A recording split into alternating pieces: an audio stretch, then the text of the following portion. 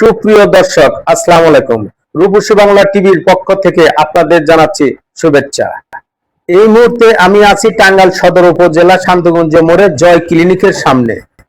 এই ক্লিনিকে একটি নিরহ পরিবারের পুত্রবধূ প্রেগন্যান্সি পরীক্ষা করার জন্য আসলে দায়িত্ববান ডক্টর আব্দুল রউফ সাহেব তাহাকে পরীক্ষার শেষে ইমার্জেন্সি সিজারের কথা বলে। সিজারের শেষে একটি ছেলে সন্তান জন্ম হয়। সেই ছেলে সন্তানটির শারীরিক অবস্থা অবনতির কারণে তাহাকে দ্রুত আইসিইউতে ভর্তি করার জন্য জেনারেল হাসপাতালে নিয়ে যাওয়ার অনুমতি দেন, কিন্তু এই ক্লিনিকের আয়া 1000 টাকা বকশিশ চাওয়ার কারণে তাহাকে নিতে দেরি হয়ে যায়। তখন ঘটে যায় এই নবজাতকের মৃত্যু। চলুন তারই কিছু বিস্তারিত আমি আপনাদের মাঝে তুলে ধরছি। আমরা কোনো গার্জেন আসি না, আমি এই জায়গায় থাকি, আমার কোনো গার্জেন নাই। গার্জেন ছাড়াই আমার বোর সিগনেচার নিয়ে ওনারা অপারেশন করে ফেলছে। আবার দ্বিতীয়ত অপারেশন করছে এই বাচ্চাটা নড়াচড়া করে নাই, কে ওজন কম। ওনারা ডাক্তার বলছে যে সেবা কি জানি ওনারে বলছে, আয়ারে বলছে যে তাড়াতাড়ি সদরে নিতে হবে। এই বাচ্চারা সদরে না দিয়ে আয়ার বা নার্স ওই জায়গায় বসে বলছে 1500 টাকা দিতে হবে। আমার বড় ভাবির কাছে মাত্র ছিল 1000 টাকা। এই 1000 টাকা ওনার দিয়েছে, তারপরে ছাড়ছে। তাতে আমার 20-30 মিনিট চলে গেছে। এই 30 মিনিট থাকতে হলে আমার রাখতেও পারতো। এর নাই, আমার তাতে দুঃখ নেই। দুঃখ একটাই, 1000 টাকার জন্য আমার হয়েছে 70 লাখ এলাম। এটা জয় ক্লিনিকের পরিচালকের কারণে। এই পরিচালকের চেহারাটা নেন একটু, ডাক্তার সাথে চেহারা নেন, ওই আয়ের চেহারা নেন একটু। এরা এই কাজ করে গুনে এই করে এই টাকা গুনা কামায়। আমি ডাক্তারের সাথে কথা বলছি। তার ফল্ট 18 তারিখে তার অপরিপক্ষ সদর হাসপাতাল আমাকে বলছে অপরিপক্ষ ভাবে অপারেশন করেছে।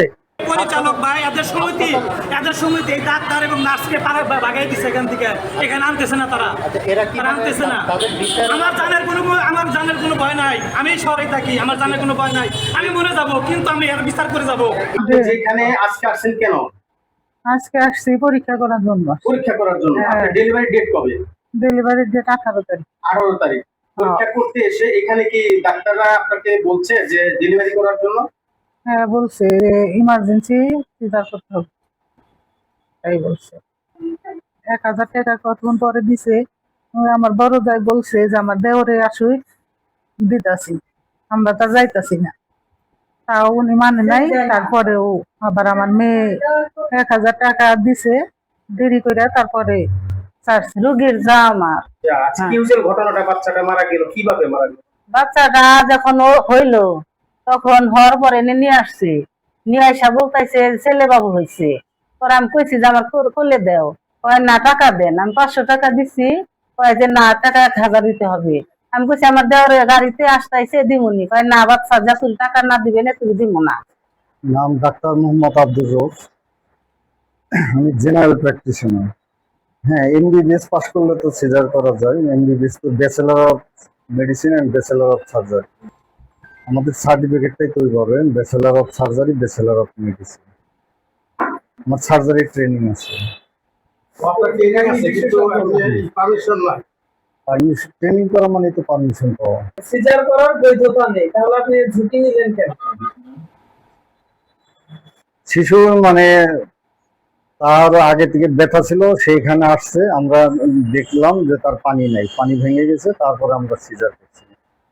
বাচ্চার যখন একটু শ্বাসকষ্ট ছিল আমরা সদরে পাঠাইছি। আমরা জানতে পেলাম গার্জেনের কাছ থেকে যে এই রোগীর কাগজপাতিতে ডেট ছিল 18 তারিখ। আপনি 18 তারিখের আগে কিভাবে সিজার করে দিয়েছেন? পানি ভেঙে গেছে এই জন্য।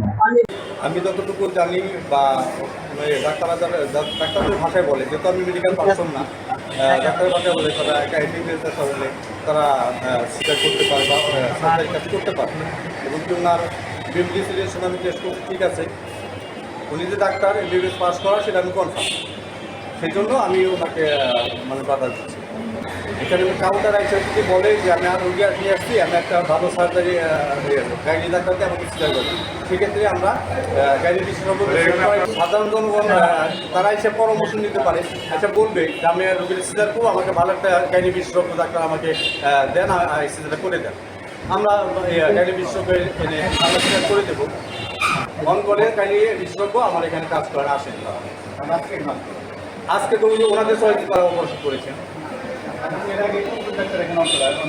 এখানে আমাদের ওখানে আক্তার খান আসেন, তারপরে ডক্টর হামিদ সাহেব আছেন, ডক্টর সন্তোষ কুমার সরকার আছেন, তারপরে এর আগেও সুমেয়া ম্যাডাম আসেন, ঢাকা থেকে একজন আছেন জ্ঞানী বিশেষজ্ঞ। একটি দুর্ঘটনা সারা জীবনের কান্না। লোভের কারণে মানুষের অনেক ক্ষতি ডেকে নিয়ে আসে। আপনার এলাকায় অন্যায় অত্যাচার ঘটে যাওয়া ঘটনা আমাদেরকে জানান, আমি দেশ ও জাতির কাছে তুলে ধরব।